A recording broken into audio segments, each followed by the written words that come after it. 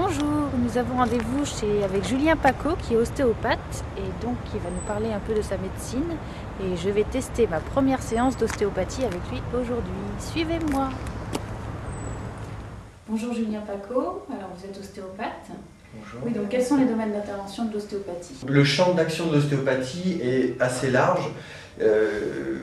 Ça peut aller de l'entorse à la douleur chronique, à la migraine, aux troubles digestifs. En fait, l'ostéopathie va intervenir sur le corps tant qu'il n'y a pas de troubles biologiques, c'est-à-dire pas de déchirure musculaire ou des grandes maladies du type cancer, où vraiment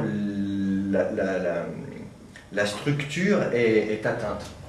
Maintenant, par exemple, quand on va prendre le cas le plus classique, c'est le problème de dos, auquel on pense pour un ostéopathe. Oui, bien sûr. Comment savoir si on doit davantage venir vous consulter, vous, ou un kiné? Donc le kiné va plutôt traiter le symptôme. C'est-à-dire que vous allez voir un kiné pour une douleur dans cette zone-là, et bien il va masser cette zone-là, il va faire des massages transverses profonds sur les attaches du muscle.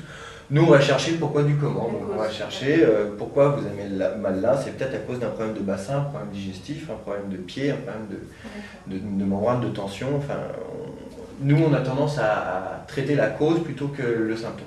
D'accord. Voilà. Et est-ce que c'est comme pas mal de médecine en fait naturelle ou préventive, une séance chez ostéopathe, on peut y aller quand on n'a pas de symptômes particuliers, mais pour un entretien? Surtout préventif, l'ostéopathie est surtout préventive, tout à fait. Il faut venir chez son ostéopathe avant d'avoir mal. Mais ça, de plus en plus de patients ont compris l'intérêt de l'ostéopathie. L'idée étant de garder la mobilité, donc garder un pouvoir d'adaptation devant tous les traumatismes du corps, et c'est ce qui est important.